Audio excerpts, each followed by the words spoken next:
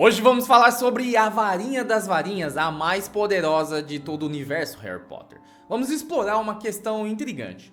Será que essa varinha poderia ser replicada? Se um fabricante de varinhas tivesse os materiais certos, ele poderia criar outra varinha das varinhas? E a história do conto dos três irmãos? Será que é verdade? Será que as relíquias realmente vieram da morte? Ou foram criadas por bruxos talentosos? Bom, é sobre isso que nós vamos discutir hoje. Fica aqui comigo até o final do vídeo que você não vai se arrepender.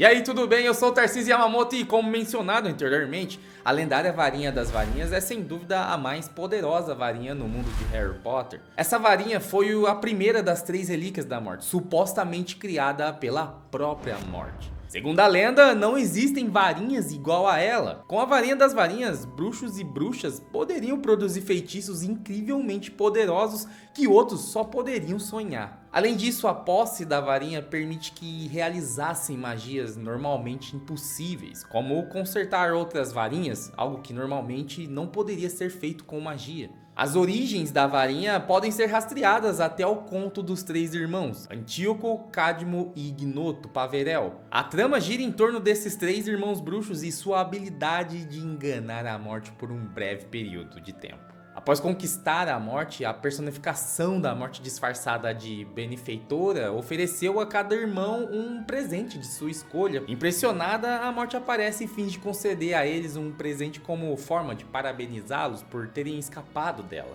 O irmão mais velho, o Antíoco, um homem ambicioso e combativo, pede a varinha mais poderosa do mundo. A morte então lhe dá a varinha das varinhas, feita de sabugueiro. O segundo irmão, o Cadmo, um homem obcecado pela perda, pede algo que possa trazer os mortos de volta à vida. A morte lhe dá a pedra da ressurreição que permite convocar os mortos. Por fim, o irmão mais novo, o Ignoto, o mais sábio e humilde dos três, pede algo que permita escapar dela. A morte, a contragosto, lhe entrega a capa da invisibilidade. Os três irmãos seguem caminhos separados. Antíoco, arrogante com seu novo poder, é assassinado enquanto dorme. E a varinha das varinhas, então, é roubada. Cadmo usa a Pedra da Ressurreição para trazer de volta a mulher que amava, mas atormentado pelo fato de que ela não pertence mais ao mundo dos vivos, acaba tirando a própria vida. Ignoto, por outro lado, viveu muitos anos escondido da morte, sob a proteção da capa da invisibilidade,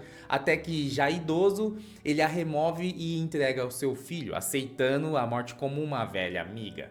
E o que aconteceu depois varia entre o livro e o filme. No livro, depois de consertar sua própria varinha, o Harry coloca a varinha das varinhas para descansar ao lado de Dumbledore. No filme, no entanto, Harry toma uma decisão muito mais drástica, quebrando a varinha ao meio. É minha, Harry diz, hesitando, mas depois decide quebrar a varinha em dois, destruindo seu poder antes de lançar os pedaços no abismo. Com Harry quebrando a varinha ao meio, surge a pergunta: é possível criar outra varinha das varinhas? No final das contas, a varinha das varinhas é apenas uma varinha e, teoricamente, um fabricante das varinhas habilidoso deveria ser capaz de recriá-la desde que tivesse os materiais corretos, certo?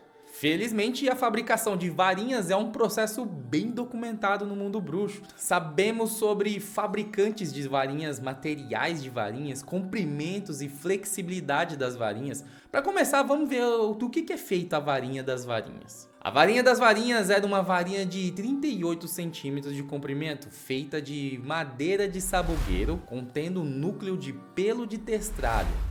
Ela também era bastante rígida e adornada com entalhes ao longo do seu comprimento que lembravam cachos de sabugueiro.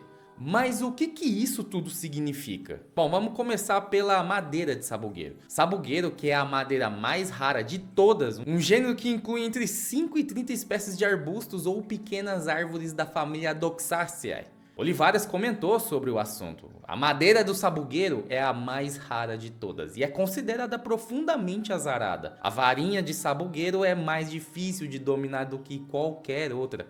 Contém uma magia poderosa, mas despreza permanecer em qualquer dono que não seja superior aos seus companheiros. É preciso ser um bruxo notável para manter a varinha das varinhas por qualquer período de tempo. O próximo item seria o núcleo de pelo de Testralho. O pelo do Testralho vem da lendária criatura mágica Testralho. Se você ainda não sabe, Testralhos são uma raça de cavalos alados com um corpo esquelético, rostos com traços reptilianos e asas semelhantes às de morcegos. Acredita-se que o pelo do Testralho é o núcleo da varinha mais poderosa de todos, já que a varinha das varinhas é a única varinha conhecida a utilizar isso. No entanto, também é possivelmente o núcleo mais instável e difícil de usar.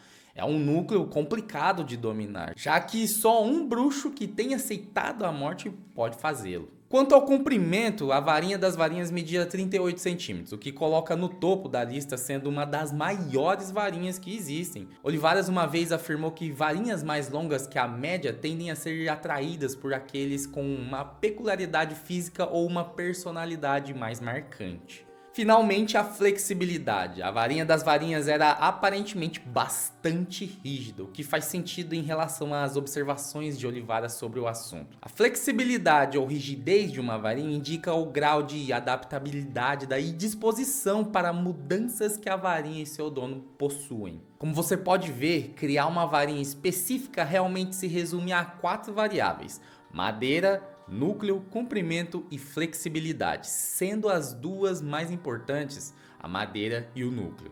Portanto, assumindo que todos esses fatores na construção de uma varinha sejam consistentes, deve ser completamente plausível para o fabricante certo reproduzir uma varinha das varinhas. Também é importante notar aqui que para criar uma varinha tão poderosa, o fabricante deve ter testemunhado a morte. E como é preciso testemunhar a morte em primeira mão para ver um testralho, qualquer pessoa que deseja forjar uma varinha com seu pelo deve ter presenciado a morte, deve ter compreendido ela. Então tudo faz sentido, é possível criar uma varinha das varinhas. No entanto, não seria a mesma varinha das varinhas, pelo menos não aquela da lenda. E a lenda é um ponto importante aqui, porque a varinha das varinhas é exatamente isso, uma coisa de lenda. Muitos consideram a história da origem da varinha como apenas isso, uma história, um conto fictício que veio do Beedle, o bardo.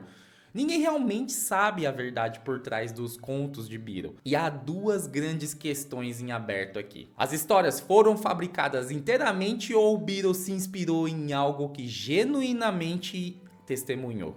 Infelizmente, há poucas evidências que sustentem qualquer argumento. No entanto, dado que as relíquias realmente existem, é muito possível que não seja só uma lenda. Sabemos que as 3 relíquias realmente existem, e isso pode ser confirmado. Mas será que a personificação da morte foi só o Beedle adicionando o seu próprio toque na história? Como podemos ter certeza de que a morte não era apenas um bruxo das trevas muito poderoso? Poderia ser possível que os 3 irmãos fossem bruxos talentosos que simplesmente criaram as relíquias eles mesmos? Bom, não há provas que sugiram que a morte personificada seja realmente real. A sua existência é mencionada em apenas uma obra, e é uma obra de ficção. Dizer que a morte existe por causa desse único livro infantil é forçar a barra demais.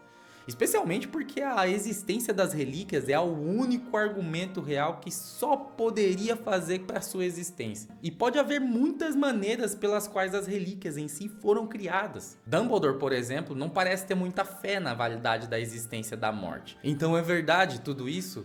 Harry perguntou. Os irmãos Peverell eram os 3 irmãos da história? Dumbledore assentiu. Ah, sim, eu acho que sim. Se eles realmente encontraram a morte na entrada solitária, acho muito provável que os irmãos Peverell fossem simplesmente bruxos perigosamente talentosos que conseguiram criar esses objetos poderosos. A história de que eles são as próprias relíquias da morte parece-me o tipo da lenda que poderia ter surgido em torno de tais criações. É fácil concordar com Dumbledore aqui. Na verdade, tem muitos artefatos poderosos no universo de Harry Potter, e as relíquias, embora poderosas, não parecem estar totalmente fora do reino do possível. E se os irmãos Peverell fossem de fato apenas bruxos responsáveis pela criação da varinha, então isso, é claro, significaria que ela pode ser recriada. Mas, se foi a morte quem a criou, bom, Aí é uma questão muito diferente que provavelmente nós nunca vamos saber.